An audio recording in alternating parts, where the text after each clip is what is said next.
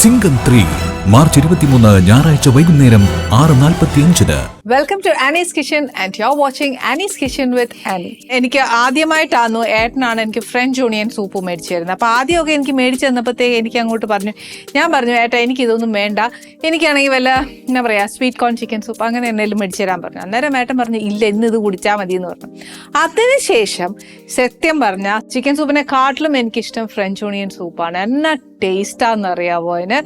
അത് വെച്ചിട്ട് പിന്നെ നമുക്കൊരു ചിക്കൻ ട്രൈ ചെയ്താൽ എങ്ങനെ ഇരിക്കും. ഭയങ്കരമായിട്ട് ആ sweet corn French onion soup കഴിച്ചിരിക്കുന്ന വ്യക്തികൾക്ക് അറിയാം അതിൻ്റെ ടേസ്റ്റ് എന്നാന്നുള്ളത്. അതിനൊരു പ്രത്യേക ടേസ്റ്റാണ്, എനിക്ക് ഒത്തിരി ഇഷ്ടമാണ്. കഴിക്കാത്തവർ കഴിച്ചു നോക്കണം. അതിൻ്റെ ഒരു ഫ്ലേവറിൽ ചെയ്യുന്നതാണ് ഇന്ന് നമ്മൾ ചെയ്യാൻ പോകുന്നൊരു recipe. That is French onion ചിക്കനാണ് ചെയ്യാൻ പോകുന്നത്. സൂപ്പിൻ്റെ ഒരു ഫ്ലേവർ വരുമെന്ന് ചോദിച്ചാൽ ഒരു ചെറുതായിട്ട് വരും, പക്ഷേ അതിനെ ഒരു എന്താ പറയുക കട്ടിയായിട്ടുള്ള കൺസിസ്റ്റൻസിയിൽ വരുമ്പോഴത്തേക്ക് ഈ ഡിഷായി മാറും. അതിനകത്ത് ചേർക്കേണ്ട ചേരുവകളും സൂപ്പിനും വ്യത്യാസമുണ്ട്. എന്നാൽ ഇത് എന്താ പറയുക ഒരു സോസി ആണോ എന്ന് ചോദിച്ചാൽ ആണ്.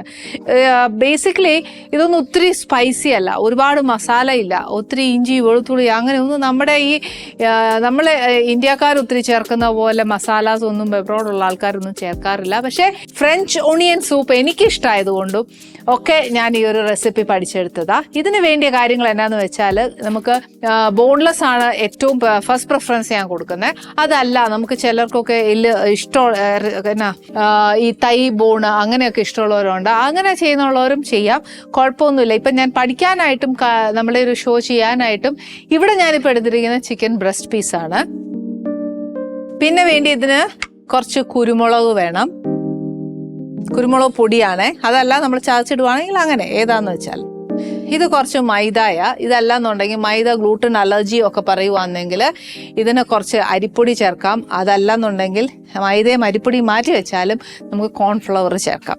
പിന്നെ വേണ്ടിയത് ഇത് കുറച്ച് സോൾട്ടഡോ അൺസോൾട്ടഡോ ഏതായാലും കുഴപ്പമില്ല, കുറച്ച് ബട്ടർ. ഇതുണ്ടാക്കുന്ന കുറച്ച് ഒലീവ് ഓയിലാ. സാധാരണ 2 ഓപ്ഷൻ ഉണ്ട് ഒലീവ് ഓയിലിന്. ഡ്രസ്സിങ്, അതായത് സാലഡ് ഡ്രസ്സിങ്ങിന് ഒലീവ് ഓയിലുണ്ട്, അല്ലാതെ കുക്കിംഗ് ഒലീവ് ഓയിലും ഉണ്ട്.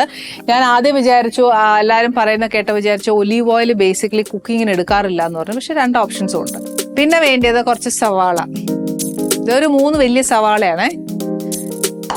ഇതെന്നാന്നറിയോ, ഇപ്പം നമ്മുടെ എല്ലാ സൂപ്പർ മാർക്കറ്റിലും കിട്ടും തൈം എന്ന് പറയുന്ന ഒരു ചെടിയാ. അത് ഡ്രൈ ആയിട്ട് എടുക്കുന്ന ഇലയായത്. ഇത് നല്ല മണവായിനെ. ഇനിയിപ്പോൾ തൈം ഒന്നും നമുക്ക് കിട്ടിയില്ല എന്നുണ്ടെങ്കിൽ ശരിക്കും ഈ ഒരു തൈം ഇടുമ്പോഴത്തേക്ക് ആ സോസിന് പ്രത്യേക ടേസ്റ്റാണ്. ഇനിയിപ്പോൾ അത് കിട്ടിയില്ല എന്ന് വെച്ചോ, ഞാൻ ആദ്യമായിട്ട് ഇത് പഠിക്കുമ്പോൾ തൈമൊന്നും എൻ്റെ കയ്യിലില്ലായിരുന്നു. തൈം എന്നാന്ന് പോലും എനിക്കറിയാൻ മേലായിരുന്നു. അതൊരു ഹേർബാണെന്നോ ഒരു ചെടിയാണെന്നോ ഒക്കെ എനിക്കൊന്നും ഒരു അറിവുമില്ലായിരുന്നു. അപ്പം ഞാൻ ചെയ്ത എന്നാന്ന് വെച്ചാൽ ശരിക്കും കുറച്ച് മല്ലിയില നല്ല കുഞ്ഞായിട്ട് അരിഞ്ഞിടുമായിരുന്നു. അതാ, പക്ഷെ അത് എന്താ പറയുക കറക്റ്റ് ഫ്ലേവർ തൈമിൻ്റെ വരികയില്ല, പക്ഷെ എന്നാലും ദോഷം ചെയ്യുകയില്ല. പിന്നെ വേണ്ടിയത് കുറച്ച് വെളുത്തുള്ളിയാണ്. ഇത് കുറച്ച് വൈറ്റ് വൈനാണ്, നമുക്ക് കുക്കിംഗ് വൈനായത്. നമുക്ക് ഏതാ കയ്യിലുള്ളതെന്ന് വെച്ചാൽ അത് ചെയ്യാം. ഡ്രൈ വൈൻ ആണെങ്കിൽ അങ്ങനെ ഏതാന്ന് വെച്ചാൽ. പിന്നെ വേണ്ടത് കുറച്ച് ഫ്രഷ് ക്രീമാ.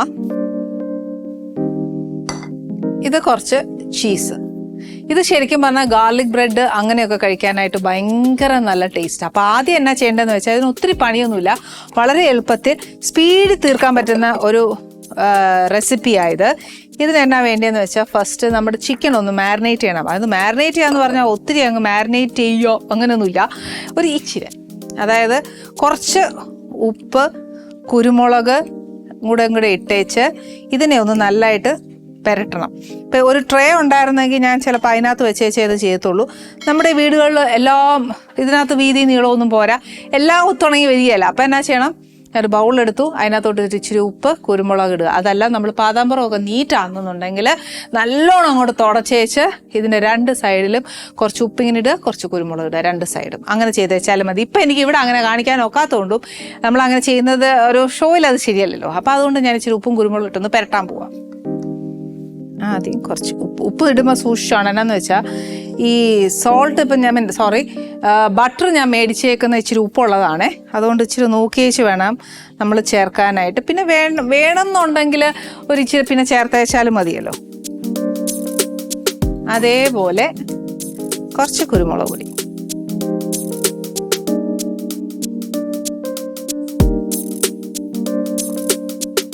ഇതൊന്നും കൈ അളവ് പറയുകയാണെങ്കിൽ 1 ടീസ്പൂൺ വെച്ചോ, അതിൽ കൂടുതലൊന്നും എനിക്കറിയത്തില്ല അങ്ങനെ പറയാൻ. ഇതെല്ലാം എനിക്കെല്ലാം കൈവാക്കാം. അന്നേരം ഇന്ന പോലെ എന്നൊന്നും സ്പൂൺ അളവൊന്നും പറയാൻ അറിയാൻ മേല. പിന്നെ നമ്മൾ 1-2 പ്രാവശ്യം ചെയ്ത് കഴിയുമ്പോഴത്തേക്കും ഉണ്ടല്ലോ നമുക്ക് അറിയാൻ പറ്റും എങ്ങനെ ഏതാ ചെയ്യേണ്ടതെന്നുള്ളത്.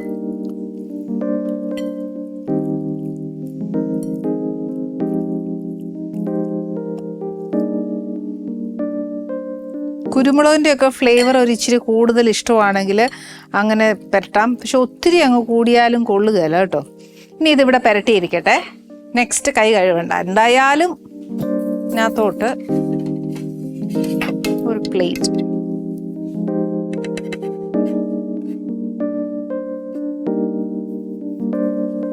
ഓക്കെ, ഈ മൈദ ഇവിടെ ഇരിക്കട്ടെ. ഇനി ഒന്ന് കൈ കഴുകിയേച്ച് വരാം. വീട്ടിലാണെങ്കിൽ ഇത്രയും കൈ കഴുകലൊന്നും ഇല്ല. നമ്മൾ കാര്യങ്ങൾ അറിയാലോ, എല്ലാ അമ്മമാരും ചെയ്യുന്ന പോലെ അതവിടെ വെച്ച് ഇങ്ങനെ വെച്ചൊക്കെ ചെയ്യുമായിരുന്നു. പക്ഷേ ഇവിടെ ഞാൻ ഇനിയിപ്പോൾ അങ്ങനെ ചെയ്താൽ അടുത്ത ഒരു ടെൻഷൻ എന്നാന്ന് വെച്ചാൽ ആനി അങ്ങനെ ചെയ്തു ഇങ്ങനെ ചെയ്തു അയ്യോ വൃത്തിയില്ലേ എന്നൊക്കെ പറയും. അത് പറ്റിയല്ല. ഇതിനകത്തോട്ട് ഞാൻ ചെയ്യാൻ പോകുന്ന ഫസ്റ്റ് ഒരു ബട്ടർ ഇടാൻ പോവുക. അതിൻ്റെ കൂട്ടത്തിൽ തന്നെ കുറച്ച് ഒലീവ് ഓയിലും നമ്മൾ ചേർക്കണം.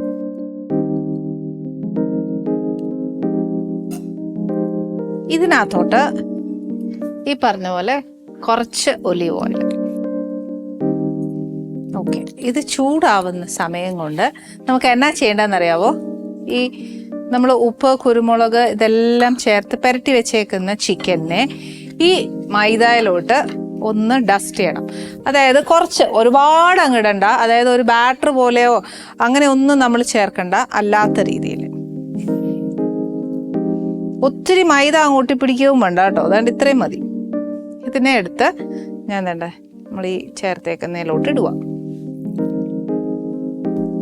വലിയ പാനാണെങ്കിൽ ഒരുമിച്ചിടാനേ ഉള്ളൂ. അതല്ല കൊച്ചു പാനാണെങ്കിൽ ബാച്ചസ് ആയിട്ട് ഇട്ടേച്ചാൽ മതി. ഒന്നായിട്ട് ഇതിന് ഒത്തിരി വേവാനോ അങ്ങനെയൊന്നും അല്ല. നമ്മുടെ ഈ ഇരുവശം ഒന്ന് മൊരിച്ചെടുക്കുക എന്ന് പറയല്ലേ, ഷാലോ ഫ്രൈ. ഷാലോ ഫ്രൈയുടെ കുറച്ചുകൂടെ ഒന്ന് മൊരിയാം, അത്രേ ഉള്ളൂ.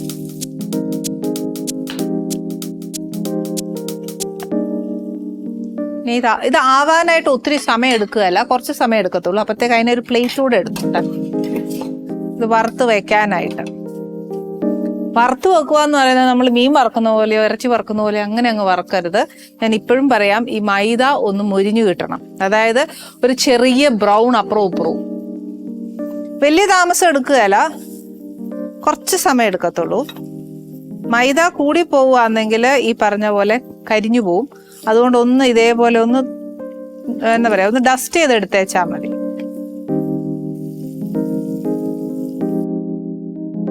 ഇപ്പൊ നമ്മുടെ ചിക്കൻ ഞാൻ അങ്ങ് വറുത്തു വെച്ചു. ഇത് വറുത്താൽ അതിന്റെ ഒരു ഭംഗി എന്ന് പറയുന്നത് ചിലപ്പോൾ നിങ്ങൾക്ക് തോന്നും ഏത്തക്കാപ്പം വറുത്ത് വെച്ച പോലൊക്കെ തോന്നും. അത് തോന്നരുത്. പക്ഷെ ഇത് ചിക്കൻ തന്നെയാണ് ഞാൻ വറുത്ത് വെച്ചത്. ഇനി ബാക്കി എണ്ണയിൽ എന്നാ ചെയ്യേണ്ടതെന്ന് വെച്ചാൽ നമ്മൾ ഈ അരിഞ്ഞു വെച്ചിരിക്കുന്ന ഉള്ളി കുറച്ചൊന്ന് കാരമലൈസ് ചെയ്യണം. അതായത് നല്ലോണം ബട്ടറിൽ ഉള്ളി വഴറ്റും ഒരു നല്ലൊരു മണം, നല്ലൊരു സ്വാദ. ഉപ്പും കുരുമുളകും ഇട്ട് ചുമ്മാ കഴിക്കാനും ഭയങ്കര ടേസ്റ്റാണ്. പിള്ളേർ വെജിറ്റബിൾസ് ഒന്നും തിന്നുവേലാന്നുണ്ടെങ്കിലുണ്ടല്ലോ, ഞാൻ എൻ്റെ പിള്ളേർക്ക് ചെയ്ത ഒരു കാര്യം പറഞ്ഞുതരാം. ഒന്നും വേണ്ട, നമ്മൾ ഈ പച്ചക്കറി ബട്ടറിലും ഉപ്പും കുരുമുളകും മാത്രം ഇട്ടേച്ച് ഒന്ന് വേവിച്ച പച്ചക്കറി ഒന്ന് സോട്ട് ചെയ്ത് കൊടുത്തു നോക്കിയാൽ പിള്ളേർ നല്ലോണം കഴിക്കും. അതിനൊരു പ്രത്യേക സ്വാദാ ഉള്ള, സത്യം പറയാം. നമ്മൾ ഇതിനകത്തോട്ട് കുറച്ച് എന്താ പറയാ ഉപ്പും കുരുമുളകും ചിക്കനകത്ത് ഇട്ടായിരുന്നു. അതേപോലെ ഒരു കുറച്ച് കുരുമുളകും ഉപ്പും ഞാൻ ഉള്ളിക്കകത്തും കൂടി ഇടാൻ പോവാ. ഒരുപാടല്ല, ഒരു ശകലം.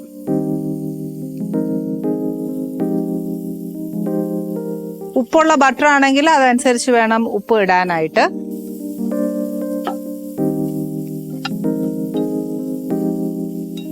ഇതിനകത്തോട്ട് ഞാനൊരു ഇച്ചിരി വെളുത്തുള്ളി, ഒരു മാക്സിമം പോയാൽ ഒരു 4 വലിയ ഉള്ളിയാണെങ്കിൽ ഒരു 2 എണ്ണം, ചെറുതാണെങ്കിൽ ഒരു 4 5 അത്രേ വേണ്ടുള്ളൂ.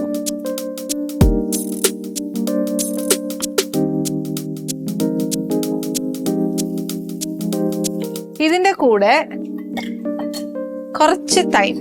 ഇതാ പറഞ്ഞത്, തൈം കിട്ടിയില്ല എന്നുണ്ടെങ്കിൽ ഇച്ചിരി മല്ലിയില ഇട്ടേച്ചാലും മതി.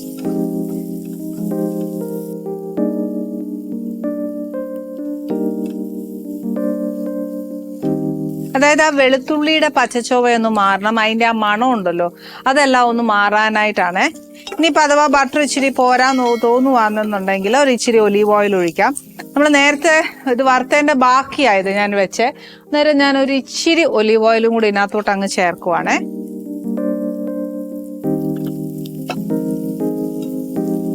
ഇതൊരു ബ്രൗൺ കളർ, നമ്മൾ ഫ്രഞ്ച് ഓണിയൻ സൂപ്പൊക്കെ കുടിക്കത്തില്ല എന്ന് പറഞ്ഞ പോലെ ഒരു നല്ലൊരു ബ്രൗൺ കളർ ആവണം. ഓക്കെ, ഇപ്പൊ നമ്മുടെ ഉള്ളി ഒരു ബ്രൗൺ ആയി. ഇതെന്താ അറിയോ, ബട്ടറും ഒലീവ് ഓയിലും കൂടെ ചേർക്കുമ്പോഴത്തേക്ക് ഇത് ഒത്തിരി നമ്മുടെ ബിരിയാണി പോലെ ക്രിസ്പി ആവത്തില്ല, ഇച്ചിരി സോഗി ആയിട്ടാണ് കിടക്കുന്നത്. ഇനി ഇതിനകത്തോട്ട് തീ നല്ല ഫ്ലെയിം കുറച്ചേച്ചാ ഞാൻ ഈ വൈറ്റ് വൈൻ ചേർക്കാൻ പോകുന്നത്. വൈൻ ചേർക്കുമ്പോഴത്തേന് എപ്പോഴും ആലോചിച്ചോണം, നമുക്കിപ്പോൾ ക്രിസ്മസ് ടൈമിലൊക്കെ ഒത്തിരി വൈൻ കിട്ടാറുണ്ട്. വൈറ്റ് വൈൻ കിട്ടും, റെഡ് വൈൻ കിട്ടും. ഇനിയിപ്പോൾ ഇതിനകത്ത് റെഡ് വൈൻ ഒഴിച്ചാൽ ചിലപ്പോൾ നമ്മുടെ കളറിനൊരു വ്യത്യാസം വരും, അല്ലാതെ വേറെ ഒരു കുഴപ്പമില്ല. പക്ഷെ വൈൻ ചേർക്കുമ്പോൾ എപ്പോഴും ആലോചിച്ചോണം, എൻ്റെ പുളിപ്പൊന്ന് നോക്കിയേച്ച് വേണം ചേർക്കാനായിട്ട്. ഒത്തിരി എടുത്ത് അങ്ങ് ഒഴിച്ചേക്കല്ല. ഇതിപ്പോൾ ഞാനൊരു എന്നാ പറയുക, just to deglaze the pan എന്ന് പറയില്ലേ, എന്ന് പറയുന്ന പോലെ അതിനകത്തെ ആ മുരിഞ്ഞ സാധനം ഒക്കെ ഒന്ന് ഇളകണം. മാത്രമല്ല വൈനിൻ്റെ ആവശ്യമുണ്ട്, ഒരുപാടല്ല. നമ്മുടെ ഒരു വീട്ടിലെ കണക്ക് വെച്ച് പറയുവാണെങ്കിൽ ഒരു തവി എന്നൊക്കെ പറയില്ലേ, ദോശമാവ് ഒഴിക്കുന്ന ഒരു തവി, ആ കണക്കിന് മതി. ഇച്ചിരി ഫ്ലെയിമിൽ നിന്ന് മാറ്റി പിടിച്ച എന്നാന്ന് വെച്ചാൽ മതി.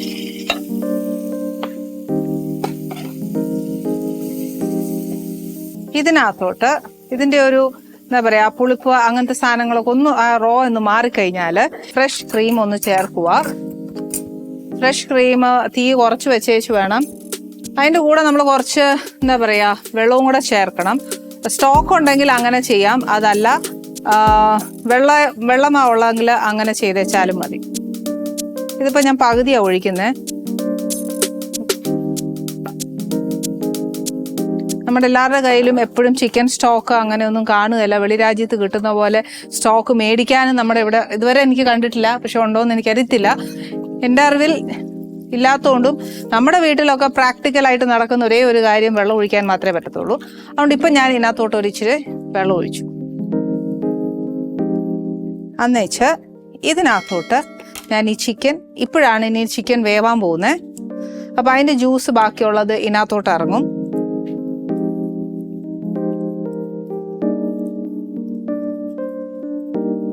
ഉപ്പ് കുരുമുളക് ഇതൊക്കെ കുറവാന്നേൽ ഈ സമയത്ത് വേണം ചേർക്കാൻ. ബട്ടറിൻ്റെ ഉപ്പ് ഇതെല്ലാം ഇതിനകത്ത് അറിയുന്നത് ഇപ്പോഴാണ്. അപ്പോൾ തീ ഒത്തിരി അങ്ങ് കൂട്ടിയേക്കരുത്. തീ എപ്പോഴും കുഞ്ഞു ഫ്ലെയിമേൽ വെച്ചിട്ട് ഈ എന്താ പറയുക ക്രീമും ആ കാരമലൈസ് ആയ ഉള്ളിയുടെ ഒക്കെ ഒരു ടേസ്റ്റ് ഉണ്ടല്ലോ, ഈ ഫ്രഞ്ച് ഓണിയൻ സൂപ്പ് കുടിക്കുന്നവർക്കറിയാം, അതിൻ്റെ ആ ടേസ്റ്റിൻ്റെ ഫ്ലേവർ കംപ്ലീറ്റ് ആയിട്ട് ഈ സോസിനകത്തോട്ട് ഇറങ്ങണം. അപ്പോൾ ഒത്തിരി ഫ്ലെയിം ആയി കഴിഞ്ഞാൽ പെട്ടെന്ന് സോസ് കയറി വറ്റിപ്പോവും. അതുകൊണ്ട് ഏറ്റവും കൂടുതൽ ടേസ്റ്റ് എന്നാന്ന് വെച്ചാൽ നമ്മൾ ചിക്കൻ സ്റ്റോക്ക് ഒഴിക്കുമ്പോഴാണ്. പക്ഷെ നമുക്കത് പ്രാക്ടിക്കലായിട്ട് കിട്ടിയില്ല എന്നുണ്ടെങ്കിൽ വെള്ളം ഒഴിച്ചാലും മതി. എന്നിട്ട് ഇനി ഇത് കുറച്ച് നേരം ചിക്കൻ വേവാനായിട്ടൊന്ന് അടച്ചിടുക. അപ്പം നമ്മൾ ചിക്കൻ ഉണ്ടല്ലോ ഇത് ഫുള്ള് വെന്തു. അപ്പം ഞാൻ ഇതിനകത്ത് വെച്ച് ഗ്രേവി വെച്ചിട്ടുണ്ട് സോസ് ആക്കിയിട്ട്, അത് കാണിച്ചു തരാം എങ്ങനെയാന്ന്. ഈ ഒരു വൈറ്റ് ഗ്രേവി ആയിരിക്കണം നമ്മൾ ബേസിക്കലി ഇത് ചെയ്യുമ്പോൾ. ഇനിയിപ്പോൾ എന്നാ ഞാൻ ചെയ്യാൻ പോകുന്നതെന്ന് വെച്ചാൽ, ഈ ഗ്രേവി ഇഷ്ടമുള്ളവർക്കാണെങ്കിൽ ഇത് ഇങ്ങനെ കഴിക്കാം. അതായത് ഇതിൻ്റെ ഒരു പ്രസൻറ്റേഷൻ എങ്ങനെയാന്ന് വെച്ചാൽ, നമ്മൾ നേരത്തെ ഉള്ളി വഴറ്റിയില്ലേ, ആ ബട്ടറിലും ഒലീവ് ഓയിലും ഉള്ളി വഴറ്റി ഇച്ചിരി ഉപ്പും കുരുമുളകും ഇട്ടിട്ട് ഒരു പ്ലേറ്റിലേക്ക് ആ ഉള്ളി ബേസായിട്ട് വെക്കണം. ബേസായിട്ട് വെച്ചിട്ട് ഈ ഒരു ചിക്കൻ, വെന്ത ചിക്കൻ ഇല്ലേ, ഇതിൽ നിന്ന് ഒരു പീസ് എടുത്ത് ആ ഉള്ളിയുടെ ബേസിൻ്റെ മേളിലേക്ക് വെക്കുക. അത് കഴിഞ്ഞിട്ട് നമ്മളൊരു പാൻ എടുത്തിട്ട് ചീസ് മെൽറ്റ് ചെയ്ത് നമ്മൾ അതിൻ്റെ മുകളിൽ വെക്കണം എന്നുണ്ടെങ്കിൽ അടച്ചു വെച്ചിട്ട് അങ്ങനെ മെൽറ്റ് ചെയ്ത് ഓവനിലേക്ക് വെച്ചിട്ട് അങ്ങനെ മെൽറ്റ് ചെയ്തെടുക്കാം. ഇനിയിപ്പോൾ അത് പറ്റില്ല ഓക്കെ എന്നുണ്ടെന്നുണ്ടെങ്കിൽ, അത് നമ്മുടെ എല്ലാവരുടെ വീടുകളും പ്രാക്ടിക്കൽ അല്ലാത്തത് കൊണ്ടും ഞാൻ ഇച്ചിരി ഗ്രേവി ആയിട്ട് ചെയ്യുന്നത് കൊണ്ടും, പിന്നെ ചിലർക്കാണെങ്കിൽ ഇത് ഭയങ്കര ഗ്രില്ലായിട്ട് കഴിക്കാൻ ഇഷ്ടം, അങ്ങനെ ചെയ്യുന്നവർക്ക് ഓക്കെ ആണ് കേട്ടോ, കുഴപ്പമൊന്നുമില്ല, നമുക്ക് വീട്ടിൽ ചെയ്യാൻ പറ്റുന്നേ ഉള്ളൂ. പക്ഷെ ഞാൻ ഇതിപ്പോൾ കുറച്ച് സോസി ആയിട്ടാണ് ചെയ്യാൻ പോകുന്നത്. അതുകൊണ്ട് ഞാൻ ചെയ്യാൻ പോകുന്നത് എന്നാന്ന് വെച്ചാൽ, കുറച്ച് ചീസ് ഒന്നെങ്കിൽ ഗ്രേറ്റ് ചെയ്തിടാം, അതല്ലെന്നുണ്ടെങ്കിൽ ഇച്ചിരി ഇത് ക്യൂബ്സ് ആയിട്ടായതുകൊണ്ട് നമുക്ക് ഗ്രേറ്റ് ചെയ്യേണ്ട കാര്യമില്ല, വലിയ ക്യൂബാന്നേ മാത്രമേ ഗ്രേറ്റ് ചെയ്യേണ്ടാവുള്ളൂ.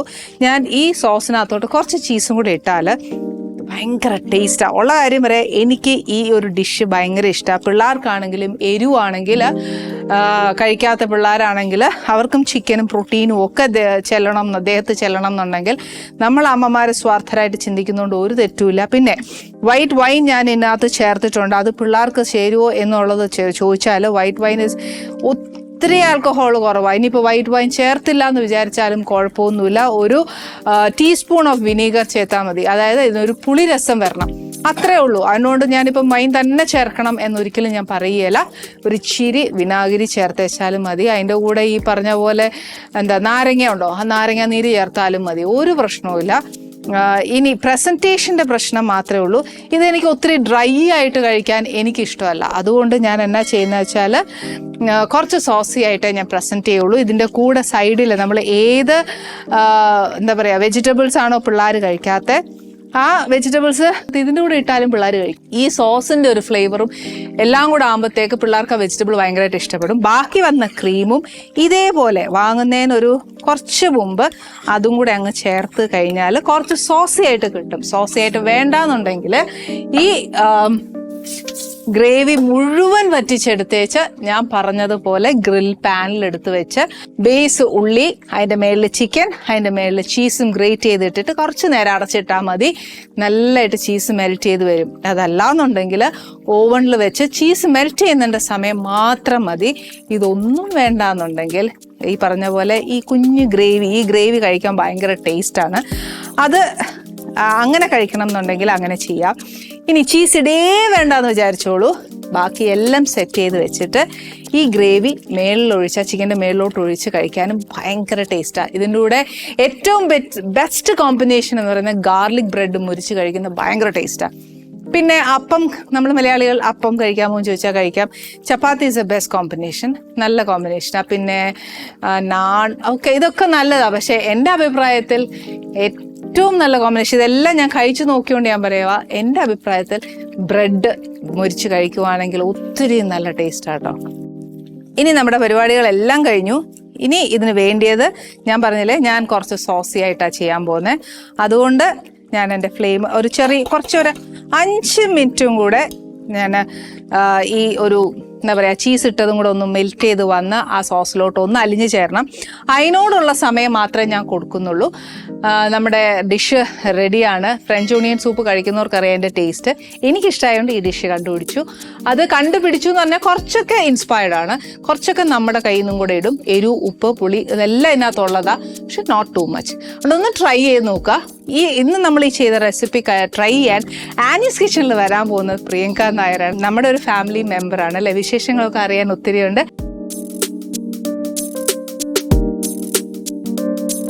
നമസ്തേ.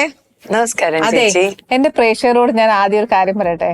ഞാന് ശരിക്കും പ്രിയങ്കനെ ഇങ്ങനെ അല്ല പ്രതീക്ഷിച്ചത്. നിങ്ങൾ പ്രിയങ്ക കാണുമ്പോൾ ഞാൻ പറയുന്ന ഓരോ വാക്കും നിങ്ങൾക്ക് മനസ്സിലാവും. ഇത് എന്നാ കോലമാ പ്രിയങ്ക, ചിരിച്ചു കാണിക്കുന്നു. ഞാനത് പ്രിയങ്ക നായർ എന്നൊക്കെ മാറ്റി വെച്ച് വല്ല പ്രിയങ്ക ഗാന്ധി എന്നൊക്കെ വല്ല ആക്കിയാലോ എന്ന് ആലോചിക്കുക. ഇത് എന്നതാ ഒത്തിരി അങ്ങ് മാറ്റം വന്നല്ലോ. കഴിഞ്ഞ പ്രാവശ്യം നമ്മളെ കണ്ടേന്ന് അടുത്ത പുതിയ പ്രോജക്റ്റിന് വേണ്ടിയിട്ടുള്ള ഒരു പ്രിപ്പറേഷനിലായിരുന്നു കഴിഞ്ഞ ഒരു വർഷമായിട്ട്. അതിന്റെ ഒരു ഭാഗമാണോ ഇങ്ങനെ? എന്റെ ദൈവമേ, നല്ല ഒരു ഇങ്ങനെ ഇരുന്ന കൊച്ചിങ്ങനെ പാക്ക് പോലെ ആയിപ്പോയി. സത്യം, ക്യാരക്ടർ ആ രീതിയിലേക്കുള്ള ഒരു ലുക്സിന്റെ ട്രാൻസ്ഫോർമേഷൻ ഉണ്ടായിരുന്നു. ഇതാണ് ട്രൂ ഡെഡിക്കേഷൻ എന്നൊക്കെ പറയുന്നത് അല്ലെ ശരിക്കും. അപ്പൊ നമ്മള് ഈ ഒരു കോലമായി കഴിഞ്ഞാൽ അപ്പം നമ്മൾ അടുത്തൊരു ക്യാരക്ടർ വരുമ്പോൾ നമ്മൾ അവെയർ അല്ലേ? ആണ്. പക്ഷെ ചില സിനിമകൾ നമുക്ക് അത്രയും, ചില ക്യാരക്ടേഴ്സ് അത് ഡിമാൻഡ് ചെയ്യും. ആ സിനിമ എന്ന് പറയുന്നത് നമുക്ക് അത്രയും പ്രിയപ്പെട്ടതായിട്ട് തോന്നും. നമുക്ക് 100% കൊടുക്കാമെന്ന് നമ്മൾ ഉറപ്പിക്കുന്നതുകൊണ്ടാണല്ലോ നമ്മൾ ആ പ്രോജക്റ്റ് കമ്മിറ്റ് ചെയ്യുന്നത്. നമ്മൾ കമ്മിറ്റ് ചെയ്താൽ പിന്നെ അത് 100% അതിന് വേണ്ടി ഡെഡിക്കേറ്റഡ് ആയിട്ട് നമ്മൾ വർക്ക് ചെയ്യാന്നുള്ളതാണ്. അപ്പൊ ഞാൻ മലയാളത്തിൽ ഒരു 2 പ്രോജക്റ്റ്, തമിഴില് ഞാനിപ്പോ ഈ ഒരു ട്രാൻസ്ഫോർമേഷൻ ചെയ്യുന്ന ഈ ഒരു പ്രോജക്റ്റ് ഉൾപ്പെടെ 2 പ്രോജക്ട്സ്, അതാണ് ഞാൻ കമ്മിറ്റ് ചെയ്തിട്ടുള്ളത്. അപ്പോ ഇവർക്ക് എല്ലാവർക്കും അറിയാം ഈ മൊത്തത്തിലുള്ള ഇങ്ങനെ ചേഞ്ച് വരുന്നത് അറിയാം. അപ്പൊ അത് കുഴപ്പമില്ല, ആ ക്യാരക്ടേഴ്സിനും ഈ ലുക്സ് വെച്ചിട്ട് തന്നെ അതിനനുസരിച്ച് മാനേജ് ചെയ്യാൻ പറ്റും എന്ന് പറഞ്ഞതുകൊണ്ട് പിന്നെ എനിക്ക് വിഷമമില്ല, ടെൻഷനില്ല.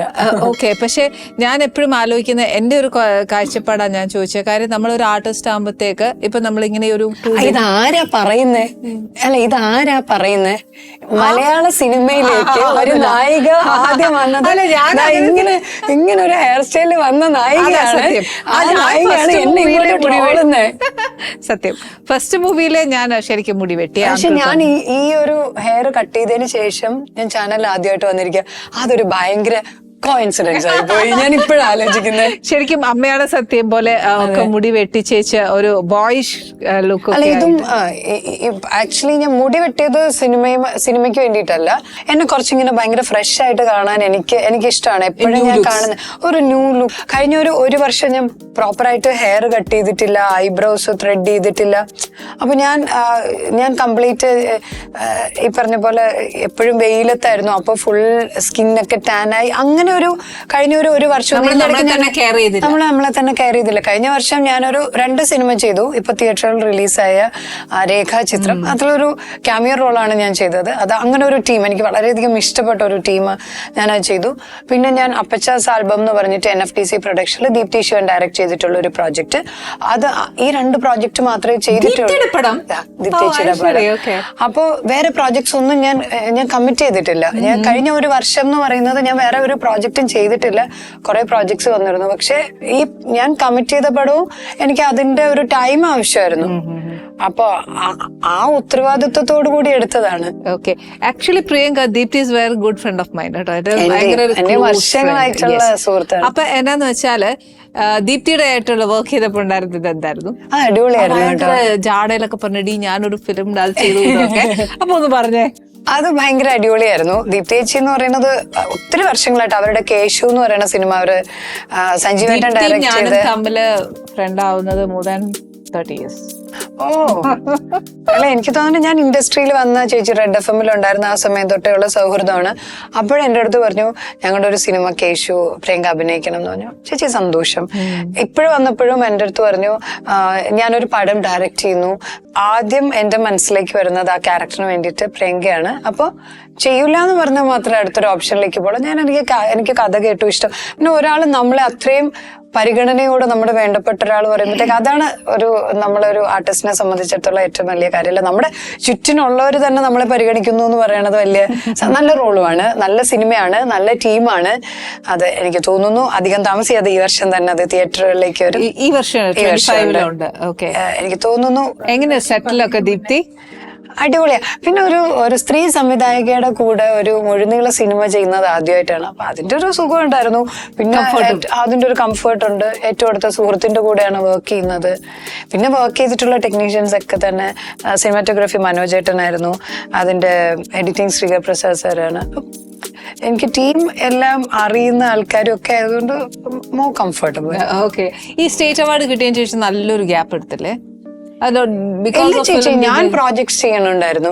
ഞാൻ എപ്പോഴും നമ്മുടെ മലയാളികളുടെ ഇടയിൽ ഒരു ഗ്യാപ്പ് ഫീൽ ചെയ്തു. അതെന്താ വെച്ചാ ഞാൻ എപ്പോഴും എനിക്ക് വരുന്ന സിനിമകൾ എനിക്ക് മോർ കംഫർട്ടബിൾ എന്ന് തോന്നുന്ന സിനിമകൾ മാത്രം പിക്ക് ചെയ്തിട്ട് ചെയ്തുകൊണ്ടിരുന്ന ഒരാളാണ്. അപ്പൊ ഞാൻ സിനിമ മലയാളം വന്നാൽ മലയാളം ചെയ്യും, തമിഴ് വന്നാൽ തമിഴ് ചെയ്യും. അതിപ്പോ ഈ കണ്ടില്ലേ, ഒരു വർഷം എന്ന് പറഞ്ഞാൽ ഒരു പ്രോജക്റ്റിന് വേണ്ടിയിട്ട് ഇത് പലപ്പോഴും സംഭവിച്ചിട്ടുണ്ട്. തമിഴ് ഹിന്ദി ഒക്കെ അങ്ങനെയാ ചെയ്യുന്നത് ഞാൻ കേട്ടിട്ടുണ്ട്. ഞാൻ മലയാള സിനിമയ്ക്ക് വേണ്ടിയിട്ട് പോലും ഞാൻ അങ്ങനെ ചെയ്തിട്ടുണ്ട്. അപ്പൊ ചിലപ്പോൾ പലപ്പോൾ നമ്മൾ ഒരുപാട് സമയം നമ്മൾ എഫേർട്ട് എടുത്തിട്ട് നമ്മൾ ഷൂട്ടിന് വേണ്ടി പ്രിപ്പയർ ചെയ്ത് നമ്മൾ രൂപമാറ്റമൊക്കെ വരുത്തിയൊക്കെ വെക്കുമ്പോൾ പലപ്പോഴും ഷൂട്ടിന്റെ ഡേറ്റ് ഇങ്ങനെ പോസ്റ്റ്പോൺ ആയി പോകും. അപ്പൊ പിന്നെ നമ്മുടെ കുറെ സമയം അങ്ങ് പോകും. അതിനിടയിൽ കുറെ സിനിമകൾ വന്നിട്ടുണ്ടാവും. ഞാൻ കമ്മിറ്റ് ചെയ്യാറില്ല പൊതുവെ. അങ്ങനെ ഒരു നമ്മുടെ കമ്മിറ്റഡ് ആയ നമ്മളൊരു വാക്ക് പറഞ്ഞിട്ട് അല്ലെങ്കിൽ നമ്മളൊരു പ്രോജക്റ്റിന് വേണ്ടിയിട്ട് പ്രിപ്പയർ ചെയ്ത് വെച്ചിട്ട് നമ്മൾ ഇപ്പൊ ഞാൻ ദീപ്തിയുടെ പടം ചെയ്യുമ്പോൾ പോലും ഞാൻ എന്റെ ഈ ചിത്രത്തിന്റെ സംവിധായകന്റെ അടുത്ത് ഞാൻ പറഞ്ഞു ഇങ്ങനെ ഒരു പ്രോജക്ട്സ് ബാക്കിയെല്ലാം ഞാൻ വിട്ടിരുന്നു. അപ്പൊ അദ്ദേഹം തന്നെ എന്റെ അടുത്ത് പറഞ്ഞൊരു കാര്യമുണ്ട്, ഈ ഒരു പ്രോജക്റ്റ് വന്നപ്പോഴത്തേക്ക് ഇല്ല അത് ചെയ്യൂ, കാര്യം ആ ഒരു കുറച്ച് ദിവസം കൊണ്ട് ഒരു 1 month കൊണ്ട് ആ ഷൂട്ട് തീരും, എന്തായാലും നമ്മുടെ ഷൂട്ടിനെ അത് ബാധിക്കുന്നില്ല. പക്ഷെ ആ സമയത്ത് പോലും ഞാൻ എന്റെ വർക്കൗട്ട് ഞാൻ ഇല്ല മുടക്കിയിട്ടില്ല. ഞാൻ അത് മനസ്സിൽ വെച്ചുകൊണ്ട് തന്നെയാണ്. എന്റെ ആ രൂപം ദീപ്തിക്ക് ആ ഒരു രൂപം മാറ്റത്തിൽ നിൽക്കുന്ന സമയമാണ്. അപ്പൊ ഞാനിങ്ങനെ ചോദിച്ചു, ചേച്ചി ക്യാരക്ടറിന് വേണ്ടിയിട്ട് എന്തെങ്കിലും ചെയ്യാൻ പറ്റും? എനിക്ക് വേറൊന്നും മാറ്റം വരുത്താൻ പറ്റൂല. ഇപ്പൊ എങ്ങനെയാണോ പ്രിയങ്ക ഉള്ളത് അതുപോലെ തന്നെ മതി എന്ന് പറഞ്ഞു. അപ്പൊ എനിക്ക് കംഫർട്ടബിൾ ആയി. അപ്പൊ അങ്ങനെയുള്ള സ്പേസിൽ മാത്രമേ നമുക്ക് വർക്ക് ചെയ്യാൻ പറ്റുള്ളൂ അങ്ങനത്തെ സാഹചര്യങ്ങൾ. അതുകൊണ്ടായിരിക്കും ആ ഒരു dedication towards the film it's too nice. അത് വേണമല്ലോ, ഈച്ച് ആൻഡ് എവറി ആർട്ടിസ്റ്റിനും അത് വേണം. അതാരായിരുന്നു പറയണേ, സിനിമയ്ക്ക് വേണ്ടിട്ട് മുടി വെട്ടിക്കളഞ്ഞ ഒരാളല്ലേ. പക്ഷെ അന്നൊക്കെ ഞാൻ ഇത്രയും അല്ല, ഞാൻ ചോദിക്കട്ടെ, തിരിച്ചങ്ങോട്ട് ചോദിക്കട്ടെ. സാധാരണ അന്ന് ചെറിയ പ്രായമല്ലേ ചേച്ചി, അപ്പോ മുടി മുറിക്കണമെന്ന് പറഞ്ഞപ്പോഴത്തേക്ക് എനിക്കിപ്പോ എന്റെ അടുത്ത് മുടി മുറിക്കും, ഇത് എന്റെ സ്വന്തം തീരുമാനമാണ്. ഞാൻ എപ്പോഴും എനിക്ക് മുടി മുറിക്കുന്നതോ വളരുന്നതല്ലേ. അപ്പൊ എന്റെ അടുത്ത് എന്തിനാ മുറിക്കുന്നത്, കൈയും കാലും ഒന്നും അല്ലല്ലോ, മുടിയല്ലേ മുറിച്ചു കളഞ്ഞ, അത് വളർന്നോളൂ. പക്ഷെ അന്ന് ചെറിയ പ്രായത്തിൽ മുടിയൊക്കെ നമുക്ക് ഭയങ്കര പ്രിയപ്പെട്ടതല്ലേ ചേച്ചി. അപ്പോ നമുക്ക് മുടി ഞാൻ പറഞ്ഞില്ലേ, ആ പ്രായത്തിലൊന്നും നമ്മളൊരു ഫിലിം ചെയ്യുന്നു എന്നുള്ളൊരു ഇഷ്ടം, ഒരു ഫാന്റസി വേൾഡ് അല്ലെങ്കിൽ ഒരു സെലിബ്രിറ്റി അങ്ങനെ ഒരു ചിന്തയിലല്ലേ നമ്മൾ പോവുള്ളൂ. അല്ലാതെ അതിനൊരു ഡെപ്ത്, ഇനി വേറെ ക്യാരക്ടർ ചെയ്യണം അപ്പൊ മുടി വളരില്ല, അങ്ങനെയൊന്നും ചിന്തിച്ചില്ല. ആക്ച്വലി അത് അത്രയും ചിന്തിക്കാനുള്ള ഒരു ബുദ്ധിയൊന്നും അന്ന് ഉണ്ടായിരുന്നില്ല. അന്ന് ജസ്റ്റ് ഫിലിമിൽ വരുന്നു, 10 പേര് അറിയുന്നു, അങ്ങനെ ഒരു ഫാന്റസി വേൾഡിൽ കയറിയെന്നല്ലാതെ ഇത്ര ഗഹരമായി ഒന്നും ഞാൻ ചിന്തിച്ചില്ല കേട്ടോ. അതാണ് സത്യം. പിന്നെ ഈ പറഞ്ഞ പോലെ അമ്മയാണ് സത്യം കഴിഞ്ഞതിന് ശേഷം 1 year ഗ്യാപ്പ് ഉണ്ടായിരുന്നു. അപ്പൊ അത് കഴിഞ്ഞപ്പോഴത്തേക്ക് മുടിയൊക്കെ ബാക്ക് ടു വന്നു. അപ്പോഴാണ് തമിഴിലേക്ക് അമ്മയാണ് സത്യം റീമേക്ക് ചെയ്യുന്നു എന്ന് പറഞ്ഞത്. അപ്പോഴും മുടി വെട്ടണമെന്ന് പറഞ്ഞപ്പോൾ എനിക്ക് ചെറിയൊരു വിഷമമായി പോയി. പിന്നെ അത് ചെയ്തില്ല, അത് സത്യം. പിന്നെ ഈ സിനിമ അല്ലാത്ത സമയത്തും പ്രിയങ്ക ഭയങ്കരമായിട്ട് എൻഗേജ്ഡ് ആന്ന് പറഞ്ഞു. അപ്പൊ ആ സമയത്തൊക്കെ എന്നാ ചെയ്യുന്നത്? ചേച്ചി ഫാമിലി ഉണ്ടല്ലോ, അപ്പൊ അത് മോനുണ്ട്, ഫാമിലി പാരന്റ്സ്, അപ്പൊ അതിൽ തിരക്കായിരിക്കും, വായിക്കാറുണ്ട്. അപ്പൊ കഴിഞ്ഞ പ്രാവശ്യം ഇതേപോലെ പറഞ്ഞു ഒരുപാട് ബുക്സ് വായിക്കും, ഇഷ്ടം എഴുതാൻ, അതൊക്കെ. പക്ഷെ ഞാൻ ചോദിക്കുന്നത്, ഇത്രയും ഒരു എക്സ്പീരിയൻസ്, ഒരുപാട് dedication to as an artist ഉണ്ട്, ഒരുപാട് പേരുടെ വർക്ക് ചെയ്തത് വെരി എന്താ പറയാ, നമ്മളിങ്ങനെ ചൂസ് ചെയ്ത് വർക്ക് ചെയ്ത് വലിയ ഹെവി ക്യാരക്ടേഴ്സ് ആണ് ചെയ്യുന്നത്. അങ്ങനെ ചെയ്യുന്ന ഒരു വ്യക്തിക്ക് എപ്പോഴെങ്കിലും എഴുത്ത് ഇതെല്ലാം ഉണ്ടെന്ന് മനസ്സിൽ വിചാരിച്ചോണം, എപ്പോഴെങ്കിലും ഒരു ഫിലിം ഡയറക്ട് ചെയ്യാൻ അങ്ങനെ എന്തെങ്കിലും മനസ്സിൽ വന്നിട്ടുണ്ടോ? അത് പലപ്പോഴും അതിനു വേണ്ടിയിട്ട് ഇങ്ങനെ മനസ്സിൽ പ്ലാൻ ചെയ്തൊക്കെ അതിനെ എഴുതിയും തുടങ്ങിയിട്ടുണ്ടായിരുന്നു. പക്ഷെ പല കാര്യങ്ങൾ ഇല്ല, this is not the right time, കുറച്ചുകൂടെ അങ്ങോട്ട് പോട്ടെ എന്ന് പറഞ്ഞിട്ട് ഇങ്ങനെ മാറി പോയിട്ടുണ്ട്. ഫ്യൂച്ചറിലുണ്ട്, ഉണ്ടാവുമായിരിക്കും. ഓക്കെ, ആഗ്രഹമുണ്ട്, ചെയ്യണം പ്രിപ്പയർ ചെയ്യുന്നുണ്ട്. അതിന്റെ എഴുത്തൊക്കെ നടക്കുന്നുണ്ട്. പക്ഷേ ഞാൻ തന്നെയാണ്, എനിക്ക് തോന്നുന്നു ഞാൻ കുറച്ച് കൂടുതൽ ഫോക്കസ് ചെയ്യുന്നത് അഭിനയം തന്നെയാണ്. പക്ഷെ അതൊരു മേഖല അല്ലാതെ തീർച്ചയായിട്ടും സിനിമയുടെ എല്ലാ മേഖലയിലോട്ടും ഇങ്ങനെ മാറി നമ്മൾ ചിന്തിക്കാറുണ്ട്, അതിങ്ങനെ മാറി വരാറുമുണ്ട്. തീർച്ചയായിട്ടും ആക്ച്വലി എയിം ശരിക്കും as an actress to do good characters. തീർച്ചയായിട്ടും. അല്ലാതെ ഇപ്പം ഇതിലേക്ക് ഇങ്ങനെ വന്ന് to be a good director അങ്ങനെ ആവണം. തീർച്ചയായിട്ടും സിനിമ ചെയ്യണം എന്നുണ്ട്. ഉണ്ട്. ഓക്കെ, അപ്പൊ ദീപ്തിയുടെ വർക്ക് ചെയ്യുമ്പോ കുറച്ചുകൂടെ എൻകറേജ് ആയോ? ചേച്ചി എന്റെ അടുത്ത് പറയും, നീ പടം ഡയറക്ട് ചെയ്യുമ്പോഴത്തേക്ക് നീ ആരെ വിളിച്ചില്ലെങ്കിലും എന്നെ നീ വിളിക്കണം, അത്രയും എനിക്ക് എക്സ്പീരിയൻസ് നിങ്ങളുടെ അടുത്ത് ഷെയർ ചെയ്യാനുണ്ട്. ഐ മീൻ, അപ്പൊ ദീപ്തിക്ക് ഒരു ക്യാരക്ടർ അങ്ങോട്ട് കൊടുക്കും, ഒന്ന് അഭിനയിപ്പിച്ച് നോക്കിയാലോ? അല്ല, ദീപ്തേച്ചി അഭിനയത്തിലൂടെ വന്ന ഒരാളല്ലേ, ദീപ്തേച്ചി അഭിനയിച്ചൊക്കെ കാണിക്കുന്നത് ഭയങ്കര രസമാണ്. നല്ല ക്യാരക്ടേഴ്സ് വരുമ്പോഴത്തേക്ക് ദീപ്തേച്ചി വിളിക്കും കേട്ടോ, ഗംഭീരായിട്ടാണ്. ആക്ച്വലി ഞാനും പ്രിയങ്കയും ഈ ദീപ്തി പറയുന്ന ആരാന്ന് വിചാരിച്ചാല് നമ്മളെ കളിപ്പാട്ടല്ലേ അവള് ചെയ്തത്, ലാലേട്ടന്റെ മകളായിട്ട് അഭിനയിച്ച ദീപ്തിയുടെ കാര്യമായി പറയുന്നത്. ശരിക്കും Deepti is a good friend of mine. Deeptiji അടുത്ത സിനിമയിൽ ഞാൻ തന്നെയാണ് കേട്ടോ നായിക. അത് പ്രേക്ഷകരുടെ ഇടയിൽ കൂടെ അങ്ങ് കാച്ചി ഞാൻ വിളിച്ചു പറഞ്ഞോളാം ബാക്കി. പക്ഷെ അവളൊരു നല്ല ഫ്രണ്ട് കേട്ടോ, എന്റെ വെരി ട്രൂ ഫ്രണ്ട്. ഒത്തിരി സെൻസ്, ഞങ്ങളിങ്ങനെ ഈ പറഞ്ഞ പോലെ കൂടിയ ഒരു ബഹളവാ, അത്ര നല്ല. എന്നും പറഞ്ഞാൽ ഞങ്ങൾ എന്നും പോയി വിളിച്ച് സംസാരിക്കുക, ഹായ് ഹലോ അങ്ങനെയൊന്നുമില്ല. But once in a while കാണുന്നത് ഭയങ്കര ക്ലോസ് ആയിരിക്കും. കുറച്ച് നാളായി ടി വി ചന്ദ്ര സാറിനോട് ലാസ്റ്റ് ടൈം വന്നപ്പോൾ എങ്ങനെയുണ്ടായിരുന്നു അദ്ദേഹമായിട്ട് വർക്ക് ചെയ്തത്? അദ്ദേഹമായിട്ട് സ്റ്റേറ്റ് അവാർഡ് കിട്ടിയ പടം പെങ്ങളി, അത് വിലാപങ്ങൾക്കപ്പുറം, ഭൂമി Malayalam, പെങ്ങളില, 3 cinema T V Chandra സാറിനോട് ചെയ്തു. എങ്ങനെയുണ്ടായിരുന്നു? അത് എന്റെ അടുത്ത് ഭയങ്കര സോഫ്റ്റ് ആണ് കേട്ടോ. ബാക്കിയുള്ളവരൊക്കെ ദേഷ്യപ്പെടുവോ? ദേഷ്യപ്പെടാറൊക്കെ ഉണ്ട്, എന്നോട് അങ്ങനെ ദേഷ്യപ്പെടാറൊന്നും ഇല്ല. സാറാണെങ്കിലും രേവതി ആന്റി ആണെങ്കിലും ഒക്കെ എനിക്ക് ഫാമിലിയാണ് അവര്. ഭയങ്കര കംഫർട്ടായി. പിന്നെ കംഫർട്ട്. ഓക്കെ, അല്ല സാറിനും അത്രയും കംഫർട്ട് ആയതുകൊണ്ടായിരിക്കുമല്ലോ സാറ് 3 സിനിമയിലേക്ക് ക്ഷണിച്ചത്. ബിക്കോസ് പുള്ളി എന്താ പറയാ, ഒരു ഡയറക്ടറിന്റെ കറക്റ്റ് ആർട്ടിസ്റ്റ് ആണെങ്കിൽ അവർക്ക് പിന്നെ നെക്സ്റ്റ് മൂവിയിൽ നമുക്ക് അവർക്കും സ്ട്രെയിൻ ഇല്ല. നമ്മൾ അവർ പറയുന്ന അനുസരിച്ച് ചെയ്യുകയാണെങ്കിൽ ടെൻഷൻ ഇല്ലല്ലോ അവർക്കും. അത് പിന്നെ നല്ലൊരു വേവ് ലെങ്ത് ആയിരിക്കാം. അപ്പൊ ക്യാരക്ടർ അനുസരിച്ച് പ്രിയങ്ക അത്രയും ഔട്ട്പുട്ട് കൊടുക്കുന്നോണ്ടാവും. അപ്പൊ ഒരു director fully satisfied with an artist. അതുകൊണ്ടായിരിക്കുമല്ലോ അദ്ദേഹം പിന്നെയും തന്നത്. പക്ഷെ യു ആർ ട്രൂലി ബ്ലെസ്ഡ്. അദ്ദേഹത്തിനൂടെ ഒക്കെ വർക്ക് ചെയ്യാന്ന് അതൊരു വലിയ ഭാഗ്യം തന്നെയാണ്. തീർച്ചയായിട്ടും. പിന്നെ ഈ ഞാൻ ചേച്ചി പല ഇന്റർവ്യൂസിലും പറഞ്ഞിട്ടുണ്ട്, ഞാൻ സിനിമയിലേക്ക് വരുന്ന സമയത്ത് ഞാൻ ഏറ്റവും കൂടുതൽ ആഗ്രഹിച്ചതാണ് TV ചന്ദ്രൻ സാർ എന്ന് പറയുന്ന ആ സംവിധായകന്റെ കൂടെ ഒരു സീനെങ്കിലും എനിക്ക് അഭിനയിക്കാൻ പറ്റണം എന്ന് ഞാൻ ആഗ്രഹിച്ചിടത്താണ് അദ്ദേഹത്തിന്റെ കൂടെ 3 സിനിമ ചെയ്യാൻ പറ്റിയത്. അതൊക്കെ എന്റെ ലൈഫിലെ ഏറ്റവും വലിയ ബ്ലെസ്സിങ് ആണ്. ശരിക്കും നമുക്കൊരു അവാർഡ് കിട്ടിയ മാതിരി ഒക്കെ ഒരു ബ്ലെസ്സിങ് ആണ്. ഒരു സർട്ടിഫിക്കറ്റ് ആണ്. ഒരു നമ്മളൊരു സ്കൂളിൽ നിന്ന് ഒരു അക്കാഡമിയിൽ നിന്ന് പഠിച്ചിറങ്ങുമ്പോൾ നമുക്ക് കിട്ടുന്ന ഒരു സർട്ടിഫിക്കറ്റ് ഇല്ലേ അദ്ദേഹത്തിനോട് വർക്ക് ചെയ്യാന്ന് പറഞ്ഞത്. പിന്നെ നമുക്ക് പേടിക്കണ്ട, നമ്മള് കോൺഫിഡന്റ് ടു ഡു എന്നുള്ളത് അടുത്തതായി കഴിയും. ശരിക്കും പ്രിയങ്ക എനിക്ക് തോന്നുന്നു കുറച്ച് പഴയ ജനറേഷനൂടെ ഇപ്പത്തെ ലേറ്റസ്റ്റ് ജനറേഷൻ്റെ കൂടെയും ഒക്കെ വർക്ക് ചെയ്തു. അപ്പൊ അത് ഏത് കംഫർട്ട്സ് ആണ്? അത് രണ്ടും 2 തലമാണ്. 2 തല അല്ലെ? അപ്പൊ എന്താ വോട്ട് യു ഫീൽ? ചേച്ചി ആ സമയത്ത് എനിക്ക് തോന്നുന്നു അത് ചേച്ചിയൊക്കെ ഉണ്ടായിരുന്ന സമയത്ത് കമ്പയർ ചെയ്യാൻ പറ്റുമെന്ന് എനിക്കറിയത്തില്ല. ഞാൻ മാഗസിൻ നമ്മളെ ഫിലിം ആ സമയത്ത് ഞാൻ ഇപ്പൊ വെയിലൊക്കെ വരുമ്പോഴത്തേക്ക് അപ്പൊ ആ സമയത്ത് നമുക്ക് കുറച്ചുകൂടെ ടെൻഷൻ അല്ലേ. നമ്മള് റിഹേഴ്സൽ ഒക്കെ എടുത്തിട്ട് നമ്മള് പ്രോപ്പർ ആയിട്ട് റിഹേഴ്സൽ എന്ന് പറഞ്ഞാൽ പ്രോപ്പർ റിഹേഴ്സൽ ഒരു 2, 3, 4 ചിലപ്പോൾ ഒരു ലെങ്തി ഷോട്ടൊക്കെ ആണെങ്കിൽ നമ്മൾ പ്രോപ്പർ റിഹേഴ്സൽ എടുക്കും അല്ലേ. അതിനുശേഷമാണ് നമ്മൾ ടേക്കിലേക്ക് വരുന്നത്. ഈ ടേക്കിലേക്ക് വരുമ്പോഴത്തേക്കും നമുക്കിങ്ങനെ ഡയലോഗ് മറന്നു പോകാതിരിക്കാനുള്ള ഭയങ്കര ടെൻഷനുണ്ട്. കാര്യം തെറ്റിപ്പോയി കഴിഞ്ഞാൽ നമുക്ക് ചീത്ത ഉറപ്പാണ്. കാര്യം എവിടെ നിന്നെല്ലാം ചീത്ത വരും എന്നുള്ളത് അറിയാം. പക്ഷെ ഇപ്പൊ കുറച്ചുകൂടെ എളുപ്പമായി. നമ്മള് റിഹേഴ്സൽ പോലും ഷൂട്ട് ചെയ്യുന്ന ഒരു അവസ്ഥയിലേക്ക് നമുക്ക് ഷൂട്ട് ചെയ്ത് നോക്കാം, കുറച്ചുകൂടെ ലൈവ്ലി ആവും. അല്ലെങ്കിൽ റിപ്പീറ്റ് ചെയ്യാം. പഴയ പോലെ ഒരു പ്രിപ്പറേഷൻ ഇല്ല. പ്രിപ്പറേഷൻ അത് പോയി നോക്കാം. പലപ്പോഴും അതിങ്ങനെ ചിലയിടത്ത് അത് ഭയങ്കര നല്ലതാണ്. ചിലയിടത്ത് എനിക്ക് തോന്നാറുണ്ട് കുറച്ചുകൂടെ നമ്മൾ അതിനെ സീരിയസ് ആയിട്ട് അപ്രോച്ച് ചെയ്യുമ്പോഴത്തേക്ക് അത് ഇംപ്രവൈസ് ചെയ്ത് നമ്മളൊരു കുറെ പ്രാവശ്യം ചെയ്ത് വരുമ്പോൾ ഉള്ളൊരു അത് ഞാൻ പറയാൻ എക്സാമ്പിൾ, ഞാൻ വേണു അങ്കിളിന്റെ മകളായിട്ട് അഭിനയിച്ചിട്ടുണ്ട്, ജഗതി അങ്കിളുടെ കൂടെ അഭിനയിച്ചിട്ടുണ്ട്, വേണു നാഗവള്ളി അങ്കിൾ, ഭരത് ഗോപി സാർ, അങ്ങനെ കുറെ ഇവരുടെ ഒത്തിരി നല്ല സുകുമാരി അമ്മ, ലളിത ആന്റി, പൊന്നമ്മ ആന്റി. അപ്പൊ എടുത്തു പറയാത്ത കുറെ ലെജൻസ് ഉണ്ട്, തിലകൻ അങ്കിള്. അപ്പൊ ഇവരുടെ കൂടെയൊക്കെ നമ്മള് അഭിനയിക്കുമ്പോഴത്തേക്ക് നമുക്ക് തന്നെ ഫീൽ ചെയ്യണമെന്ന് പറഞ്ഞാൽ നമ്മളിങ്ങനെ ഒന്നും അല്ലാത്തൊരു കുട്ടിയാണ് നമ്മളവിടെ നിൽക്കുന്നത്. വലിയ മഹാസമുദ്രത്തിന്റെ മുന്നിൽ അത്രയില്ല. അപ്പൊ നമ്മൾ അവരുടെ അടുത്തുനിന്ന് നമ്മൾ പഠിക്കുകയാണ്.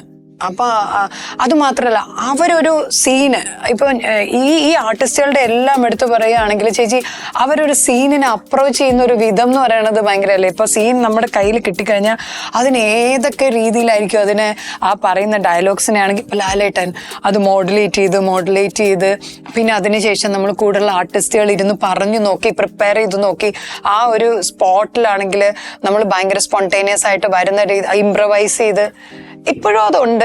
പക്ഷെ അത് ഭയങ്കര ഡിഫറെന്റ് കുറച്ചുകൂടെ നമുക്ക് കംഫർട്ടായി തോന്നുന്നു. ഇപ്പൊ കുറച്ചുകൂടെ എളുപ്പമാണ്. നമുക്ക് കോൺഫിഡൻസ് കൂടി. ഇപ്പൊ അഭിനയം എന്ന് പറഞ്ഞ ഒരു ഭയങ്കര ഒരു എളുപ്പ വഴി എന്ന് പറയണത്. പക്ഷെ എനിക്ക് മറ്റേതിന്റെ ഭയങ്കര സ്ട്രെസ് ഉണ്ട്.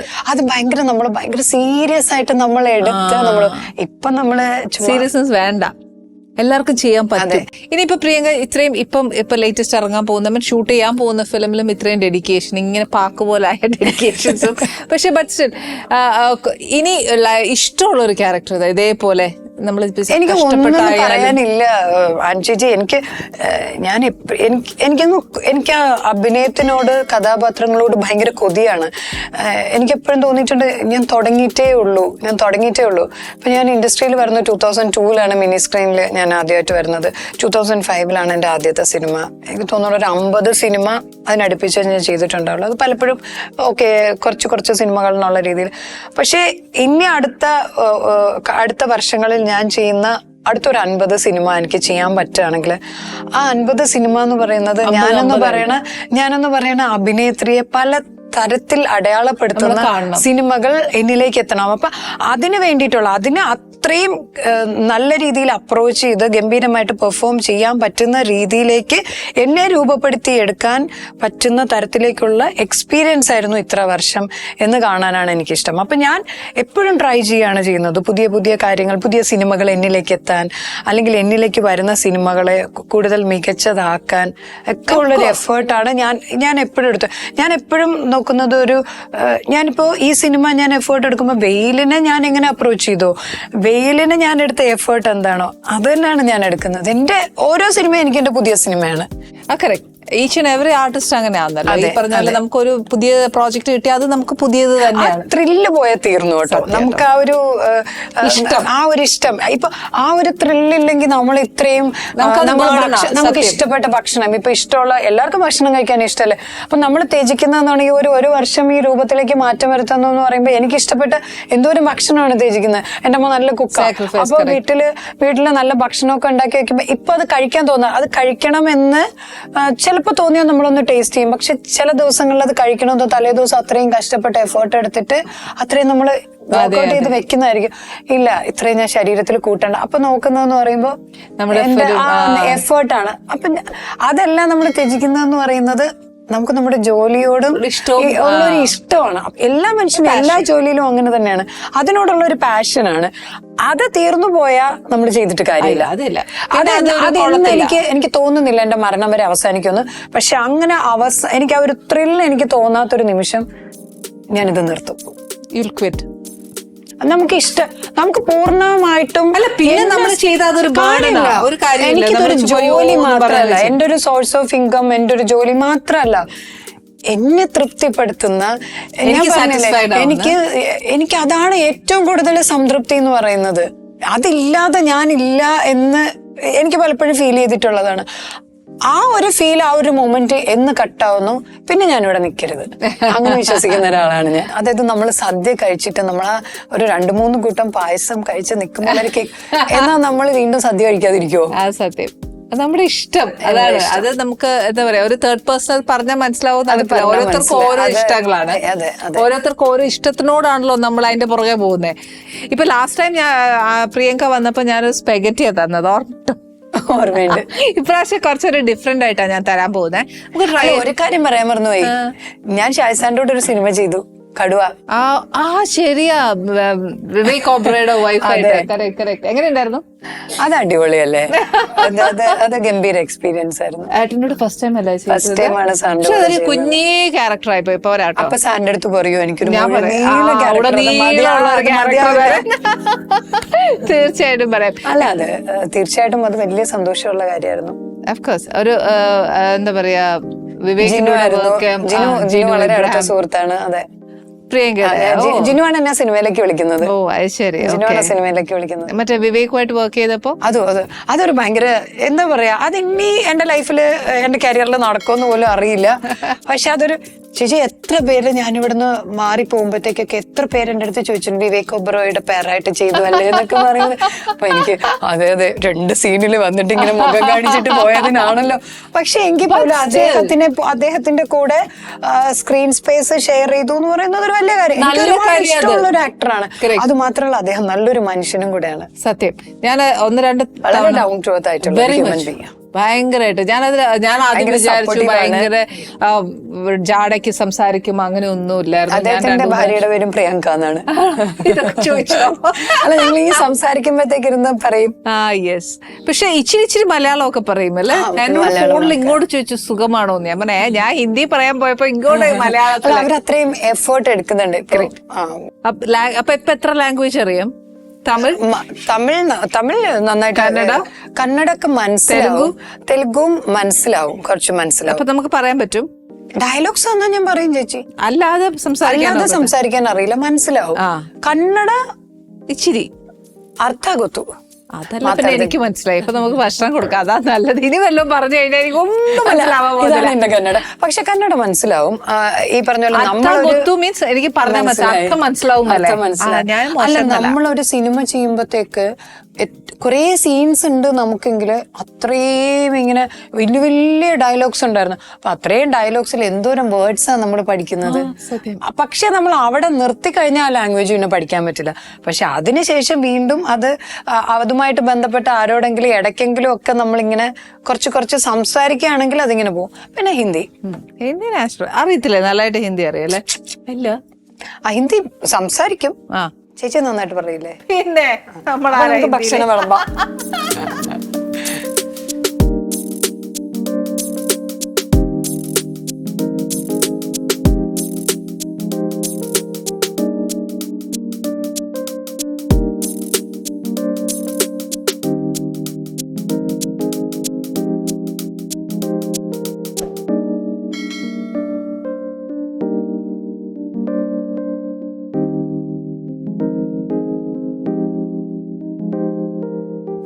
ശരിക്കും ഇപ്പൊ ശരിക്കും പറഞ്ഞാല് ഈ പ്രിയങ്കയുടെ ഫുഡ് റൂട്ടീൻ ഒക്കെ എങ്ങനെയാണ്? കംപ്ലീറ്റ് കട്ട് ചെയ്തിട്ടില്ല. കാർബ് കുറവാ, കാർബോഹൈഡ്രേറ്റ് കുറവാ. ഷുഗർ കട്ട് ചെയ്തു, വൈറ്റ് ഷുഗർ എടുക്കലില്ല. ഞാനിപ്പോ 3-4 years ആയിട്ട് വൈറ്റ് ഷുഗർ ഇല്ല. ഞാൻ മധുരം കഴിക്കില്ല എന്നില്ല. ഞാനങ്ങനെ പട്ടിണി കിടക്കാറൊന്നുമില്ല. ഭക്ഷണം കഴിക്കണമെന്ന് തോന്നിയാൽ ഞാൻ കഴിക്കും. അപ്പൊ ഇന്നൊരു ദിവസം ഞാൻ ഒത്തിരി ഭക്ഷണം കഴിച്ചെങ്കിൽ അടുത്ത ദിവസം അതിനനുസരിച്ച് എന്റെ വർക്കൗട്ട് അടുത്ത 2 ദിവസങ്ങളിൽ കൂട്ടുക ചെയ്യുന്നത്. പക്ഷെ ഇതിപ്പോ ഒരു പ്രോജക്റ്റ് ആയതുകൊണ്ടാണ് കുറച്ച് ഞാനൊന്ന് ഇറുക്കി പിടിക്കുന്നത്. പിന്നെ ഒത്തിരി അങ്ങനെ ഫ്രൈഡ് ഐറ്റംസും അങ്ങനെ എന്താ പറയാ ഇങ്ങനെ ഫാറ്റി ആയിട്ടുള്ളത് ജങ്ക് ഫുഡ്സ് ഒക്കെ കഴിവതും ഒഴിവാക്കുക. ഇത്രയൊക്കെ ഉള്ളൂ. വീട്ടിലുള്ള എനിക്ക് ഏറ്റവും ഇഷ്ടം ഉച്ചയ്ക്ക് ഇപ്പൊ രാവിലെ ഉണ്ടാക്കുന്ന ബ്രേക്ക്ഫാസ്റ്റ് ഇഡ്ഡലിയോ ദോശയോ ഒക്കെ ആണെങ്കിൽ ക്വാണ്ടിറ്റി കുറവായിരിക്കും. 3 മീൽ എന്നുള്ളത് 5 മീലോ 6 മീലോ ഒക്കെ കഴിക്കും.